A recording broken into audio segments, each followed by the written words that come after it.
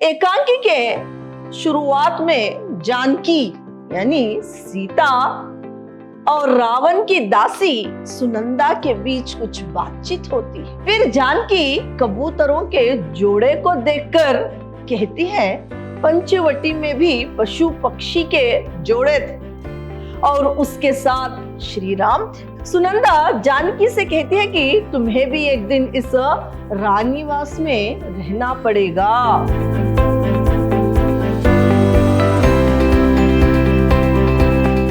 प्रणाम, मैं Rihanna yes, अति उत्तम विद्याश्रम की हिंदी प्रवक्ता। मेरे 4th सेमेस्टर के बीकॉम के जितने भी विद्यार्थी, आप सबका मेरी कक्षा में स्वागत है।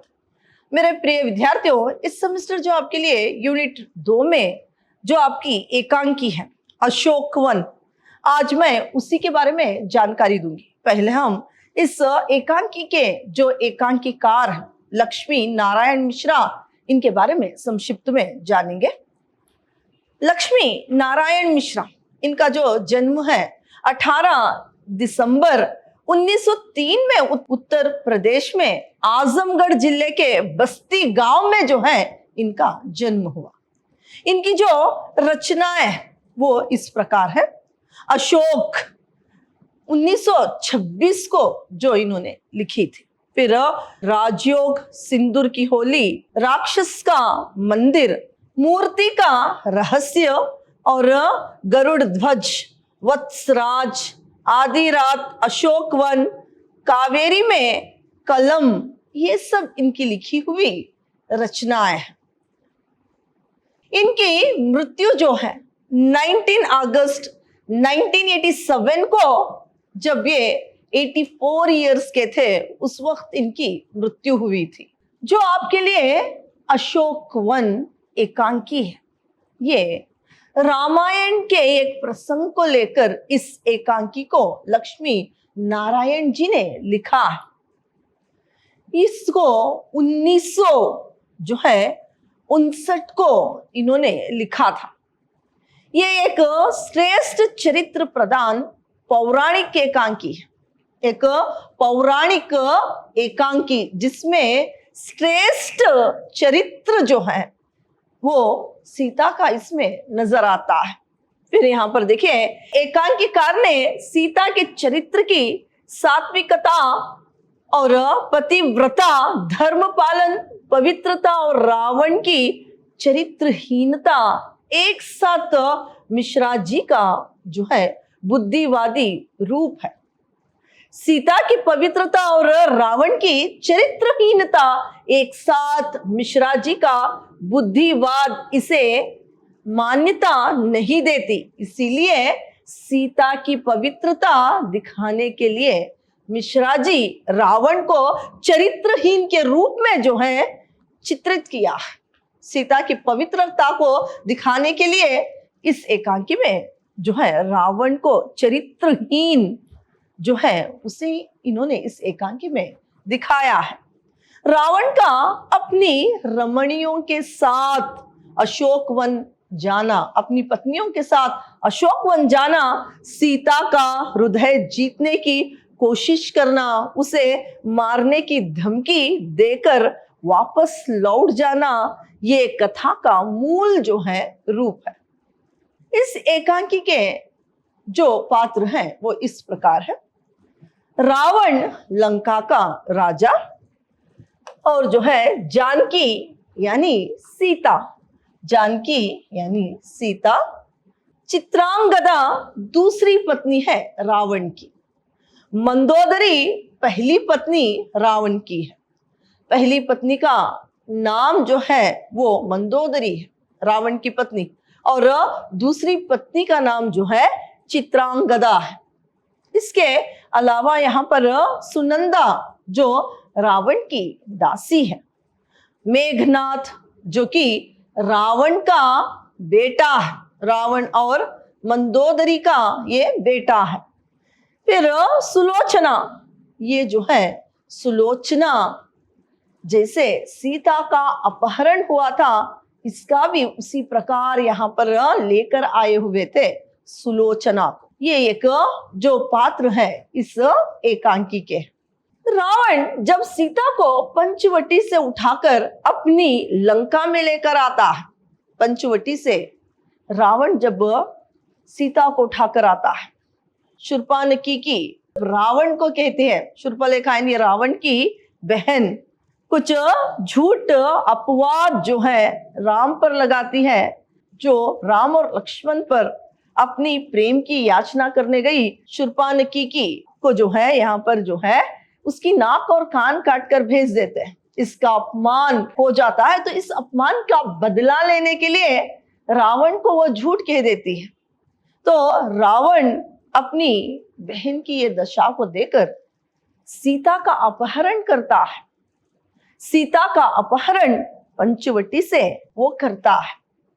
वहां से जब वो लंका लेकर आता है तब उसे अशोक वाटिका में रखता है। अशोक वाटिका में उसे रखता है। अशोक वाटिका में रखने का उसका उद्देश्य, कुछ मुख्य उद्देश्य था। उस उद्देश्य की पूर्ति के लिए वह बार बार प्रयत्न करता है। अपने उद्देश्य की पूर्ति के लिए वो बार बार प्रयत्न करता है, पर उसे सफलता नहीं मिलती।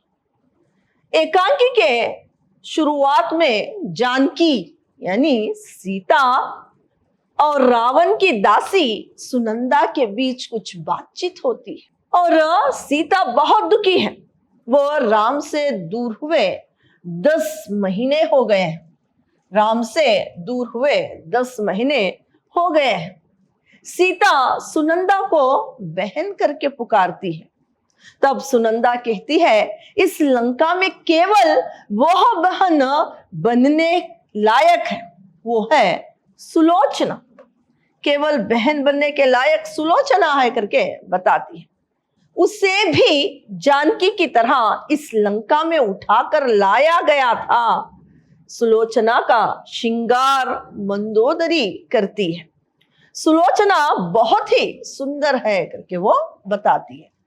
जो है यहाँ पर सुनंदा सुलोचना के बारे में जानकी को बता रही है।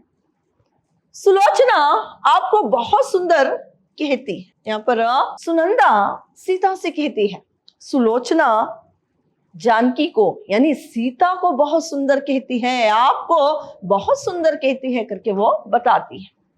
जानकी कहती है, पति वियोग में 10 महीनों से मैं डूबी हुई हूं, फिर भी मेरा रूप आंसुओं से बह नहीं गया। मेरा रूप क्या आंसुओं से बह नहीं गया क्या?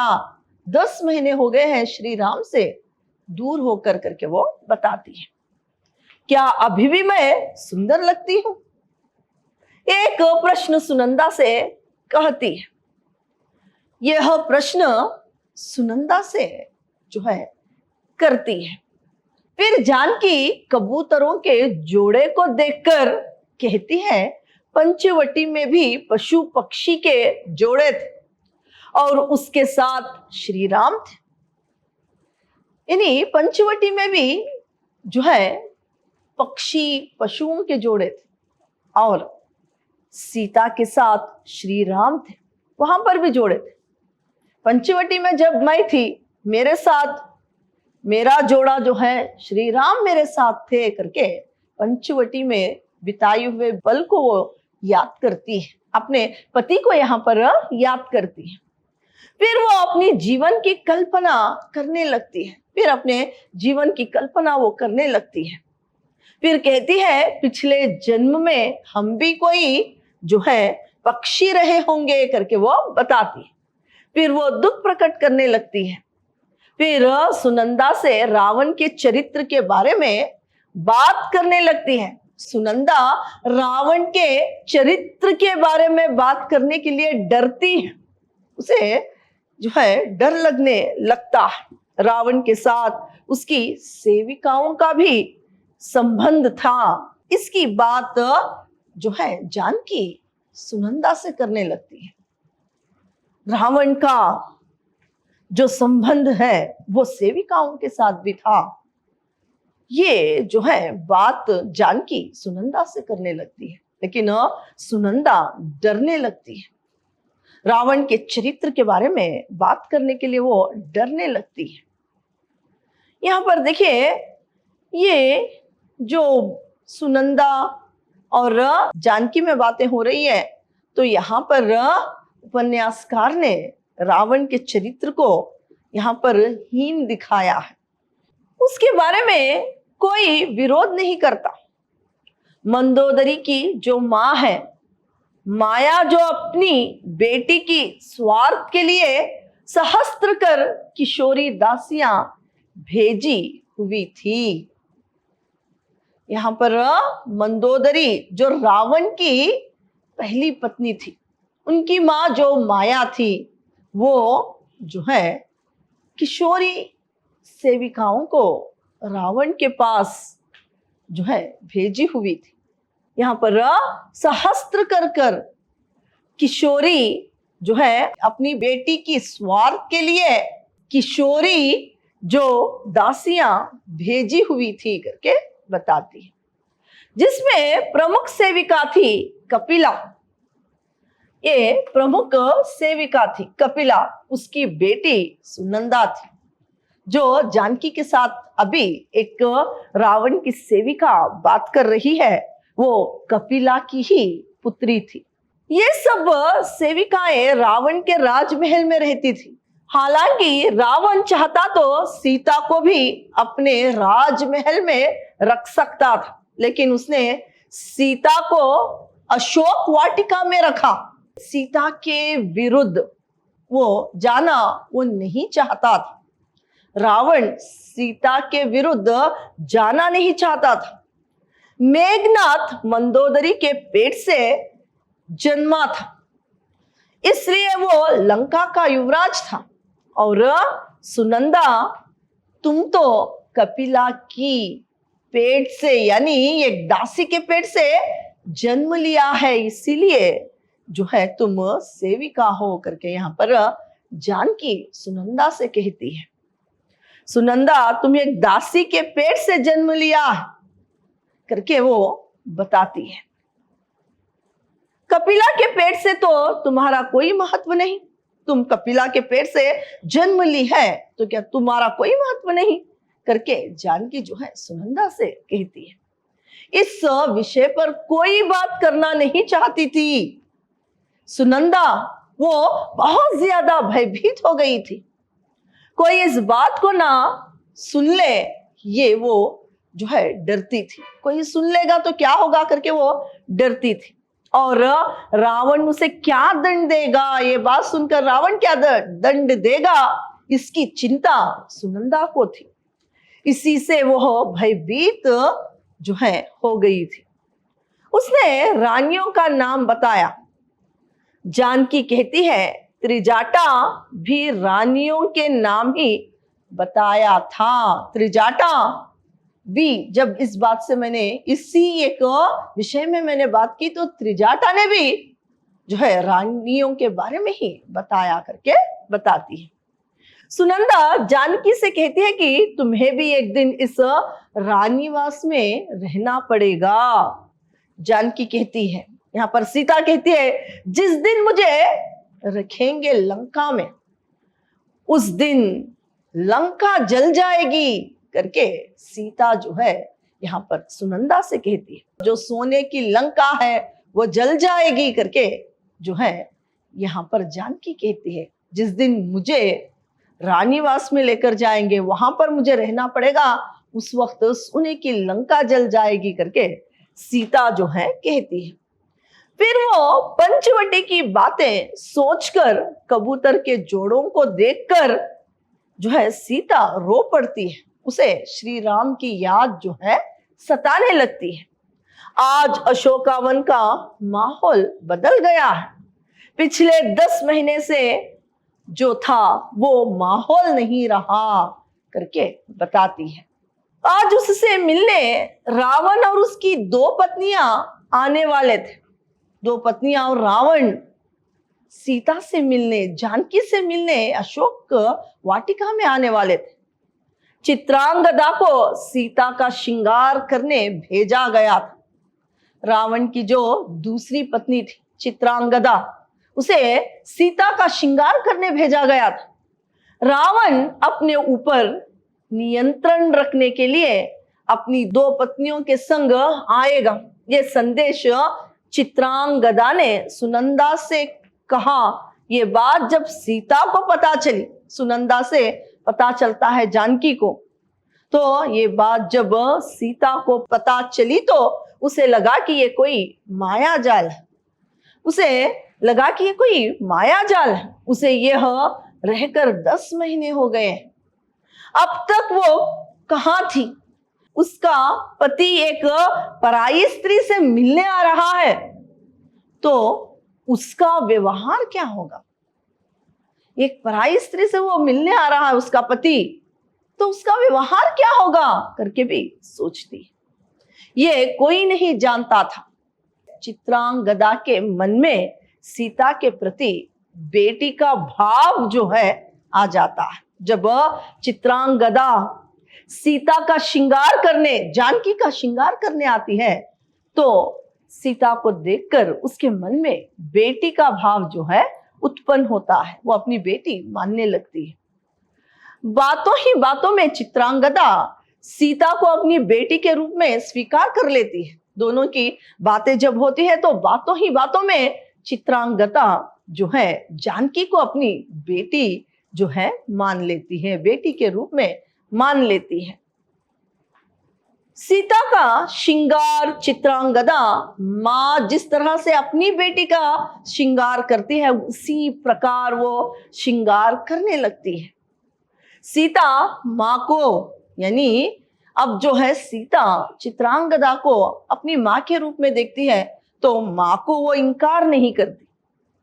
चित्रांगदा कहती है कि मैं आई, छाती पर पत्थर रखकर यहां पर आई हूं, अपना धर्म निभाने के लिए, पति की कामना को पूरा करने के लिए, अपने कर्तव्य को निभाने के लिए। इसमें चित्रांगदा का पति के प्रति कर्तव्य दिखाई देता है। चित्रांगदा का पति के प्रति जो कर्तव्य है वो यहाँ पर दिखाई देता है। उसकी पति के गलती में भी वो अपने धर्म को, अपनी पत्नी धर्म को निभाने यहाँ पर आई थी। उसी को वो जो है पत्नी धर्म मान लेती है।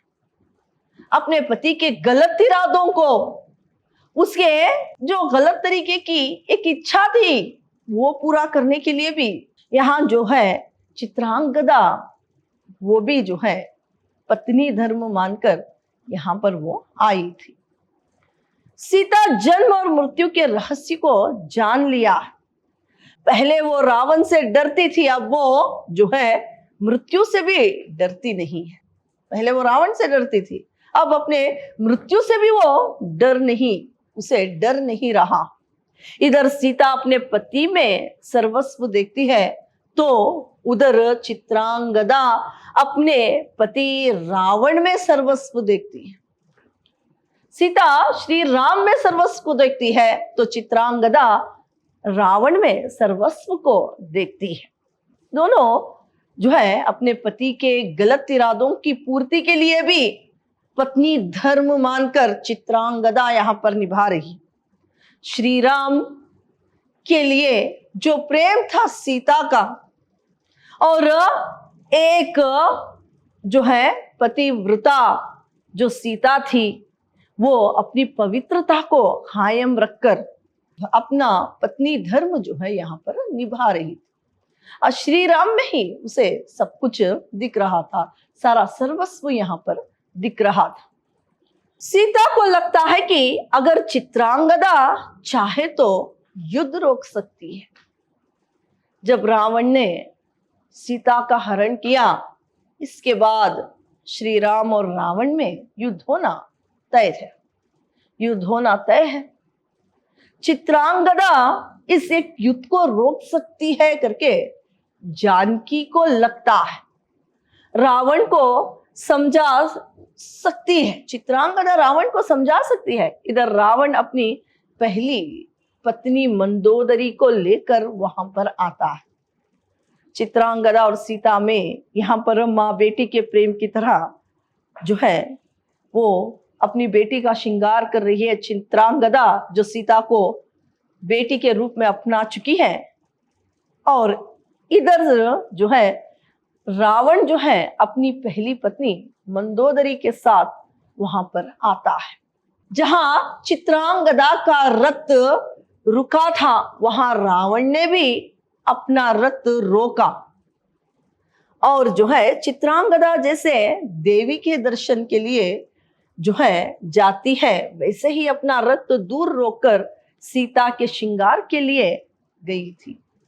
यहाँ पर जैसे मंदिर में कोई देवी के दर्शन के लिए दूर वाहनों को छोड़कर जैसे पैदल चलकर मंदिर के अंदर देवी के दर्शन करते हैं, ऐसे ही चित्रांगदा अपने रथ को जो है दूरी में रोककर वो जो है सीता को मिलने के लिए, जानकी को मिलने के लिए गई थी।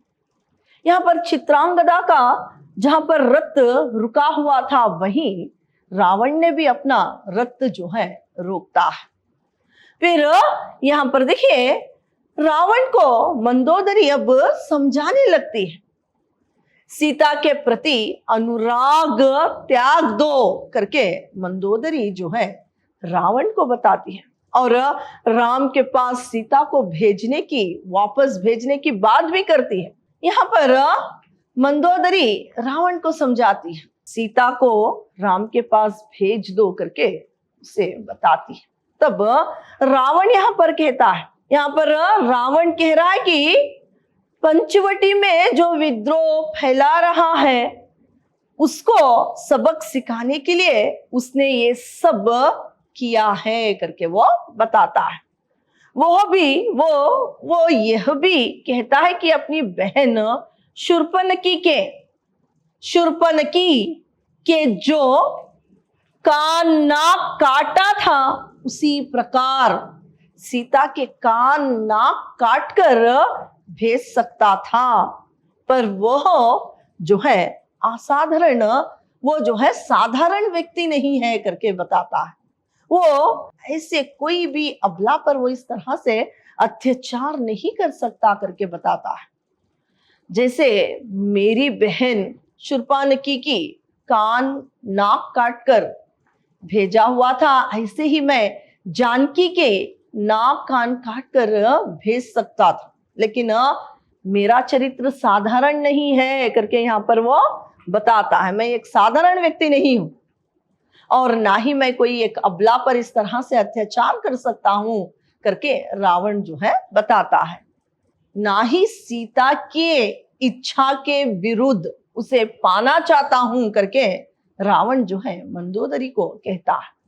सीता किस धातु से बनी है, ऐसा प्रश्न उसके मन में उठा है। रावण के मन में सीता कौन से धातु से बनी है, ये एक प्रश्न जो है उठता है, क्योंकि उसे 10 महीने से अशोक वाटिका में रखा गया है और जो उसका उद्देश्य है वो बताता है। मैं अशोक वाटिका में जानकी को इसलिए रखा था, उसके पीछे जो उसका उद्देश्य था अब मंदोदरी को बताता है। अशोक वन की जो हवा है, पशु पक्षी है, वो पेड़ पौधे, वहां के पेड़ पौधे, पशु पक्षी और जो है हवा, प्रकृति है, वे सब एक पुरुष की कामना को जागृत करती है। एक पुरुष की कामना को जागृत जो है अशोक वन जो है, वहां की प्रकृति, पशु पक्षी, पेड़ सब जागृत करते हैं।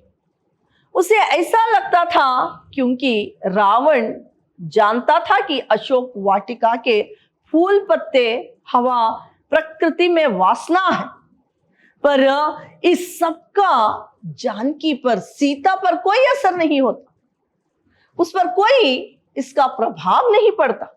सीता के मन में एक ही पुरुष है, वो है श्री राम, तो इस सब का कोई असर उस पर नहीं पड़ता। इसलिए यहाँ पर रावण जो है मंदोदरी से कह रहा है कि सीता कौन सी धातु से बनी है करके प्रश्न जो है उसके मन में एक भाव यहाँ पर उठ रहा है। मंदोदरी फिर राम के पास लौटाने की बात, सीता को, जानकी को वापस लौटाने की बात जो है करती है। तो सीता का अपहरण करके लाया, फिर अगर उसे लौटा दिया तो मेरे बारे में संसार क्या कहेगा। अब मैं अपहरण करके जानकी को लेकर आ गया हूं, रावण यहां पर कह रहा है, अब मैं वापस उसे लौटा दिया तो ये सारा संसार मेरे बारे में क्या सोचेगा करके मंदोदरी को कहता है। यहां पर फिर रावण और मंदोदरी सीता के पास जाते हैं। तो चित्रांगदा सीता के केश में, उसके बालों में जो है फूल लगा रही थी, जैसे मां अपनी बेटी के केश में फूल लगाती है। रावण सीता के मुख को देखकर कहीं मूर्छित ना हो जाए, उसी कारण वो अपनी पत्नियों के जो है संग गया था। जैसे ही चित्रांगदा के मुंह से सीता के लिए बेटी शब्द सुनता है, चित्रांगदा जब सीता को बेटी कहती है तब रावण को क्रोध आ जाता है और दुख भी उसे होता है। क्रोध भी आता है, दुख भी उसे होता है। उसे लगता है कि सीता को पाने के बाद चित्रांगदा के लिए प्रेम कम ना हो, इस कारण वो सीता को बेटी मान लिया है। रावण कहता है पुरुष को कोई आयु नहीं होती, पुरुष की कोई आयु नहीं होती, और उसका तेज, उसकी वीरता देखा जाता है करके सीता को भी ये बात कहता है।